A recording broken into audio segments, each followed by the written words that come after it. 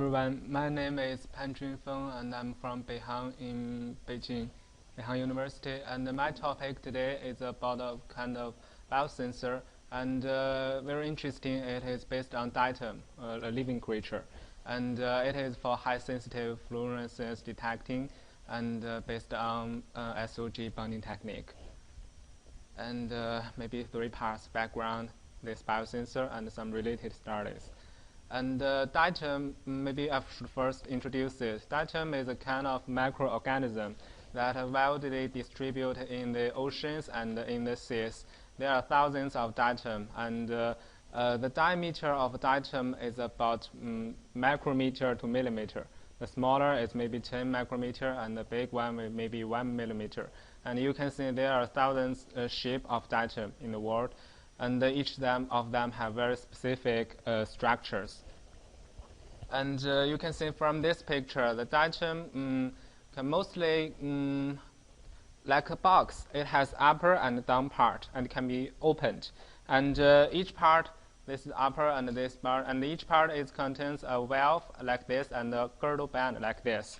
So and there are also some nanopores outside the surface of diatom, and the nanopore may be several levels. The first level is 1 nanometer, and maybe the third level is 1 micrometer, something like that. And the most interesting is that the cell wall of diatom is all made up of dioxide silicon. That means glass. So you can see diatom is a kind of glass box like this. A lot of people has make use of that and use diatom as a chemical sensor, biosensor, gas sensor, drug delivery, solar cell, and microfluidics. And you can see this is the previous work of others. Some people has filled some medicines inside and try to use it as a drug delivery. And some people has make great use of the nanostructure on the diatom surface and modified with some antibodies and try to use it in the electro or chemical detection. And as diatom is made of glass and it's transparent, and it can be used as solar cells. And this is because of the high surface area. Some use it as a gas sensor. Well, in our library, we found that as the diatom has so many nanostructures, it has large area, surface area. So if we put some nanoparticles around, the high surface area will concentrate the nanoparticles around the diatom. So it has ability of concentration. And in this part, as the diatom is made of glass, it is transparent. So if the nanoparticles have some fluorescence effect, it will just pass through the diatom and nothing can block the light. And you can see this is part of our research. This is a diatom like this, and this is a substrate. If we pull some solutions over, the solution contains some nanoparticles that has a fluorescence nanoparticles. And after the water is evaporated, you can see the fluorescent nanoparticles is gathered outside the diatom. So it has the ability of concentration like this. And this will maybe help to improve the sensitivity in the fluorescence detecting area in biosensor. And however, most research recently about a single diatom like this, use the single diatom as a biosensor or chemical sensor or something else. And we think if we could bond diatom to the glass substrate, it will be very helpful for its application in the biosensor field. So we'll try to bond diatom on the substrate. However, if we add some glues maybe inside the diatom and the substrate, it will affect the detection in the future. So in the previous work, we have tried to bond diatom with the glass substrate with the help of hydrofluoric acid. As you can see here, we add some acid here and give some pressure of the diatom and the glass substrate. So after several hours, they will bonded by the chemical group. So nothing is introduced here, and it has bonded onto the substrate with great bonding strength. And you can see this is the previous diatom, one kind of diatom, this kind of diatom. And this is the bonded diatom. This is the substrate, and this is diatom. So it is firmly bonded. However, you can see the nanopore. The nanopore here has been enlarged a little. because diatom is made of glass, so it will react with hydrofluoric acid in some degree. And so in this research, we have found another kind of glass. It's called spin-on glass. Spin-on glass is a kind of liquid glass. So normally it is liquid. However, if you heat it, it will become solidified.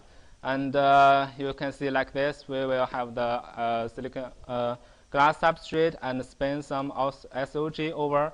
And after that, we'll spread the diatom here and heat it. As the diatom is a glass, and the SOG is glass, and the glass substrate is a glass. So the compound substrate is all made of glass, but it has some nanostructures over the surface. So it can be used as a kind of biosensor substrate. This is the result. You can see this is before bonding and this is after bonding. The nanostructure, you can see there's a macro hole and there's a nano hole inside, has not been affected. And the nanostructure has been preserved. And since diatom are made of no impurities, and it is all made of glass, so no impurities is introduced. The fluorescence detecting process will not be affected. You can see this is a cross-section picture.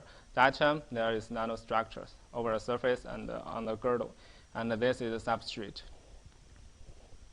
And for detecting, maybe there will be some procedure in the future, so we have to acquire diatom with some enough bonding strength.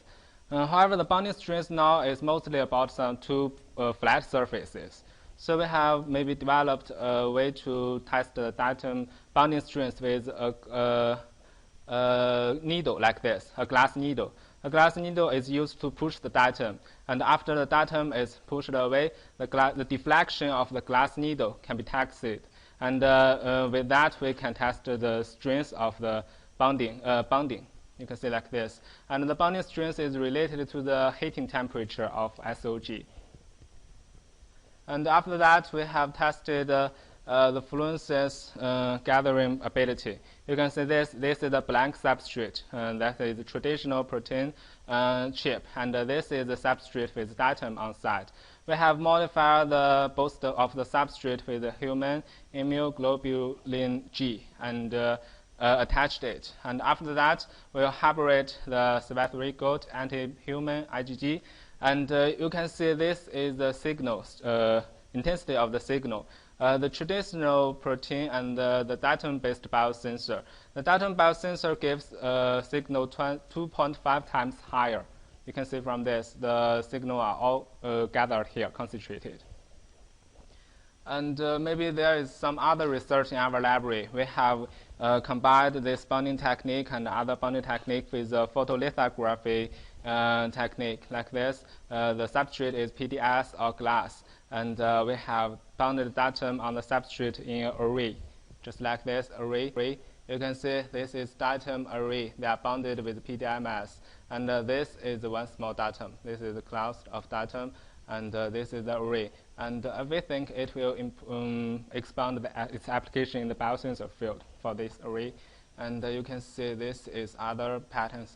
And this is also the fluorescence detection. This is flat surface, and this is surface with dispersed diatom. And this is surface with that diatom array, like this. You can see the signal this is normal, and this stronger, and this is even stronger. And we have the data. And other research is about maybe the diatom is made of valve and girdle. We have developed a way to separate the girdle and the valves. The valves can be used in our maybe bonding and patterning technique, and the girdle can be used for other application. And this is a kind of pore enlargement with the hydrofluoric acid, the nano-sized pore. You see this is the diatom, a nano-sized pore, and it can be enlarged with different time, and we can control the time to control the size of the pore and for other application. So that's all.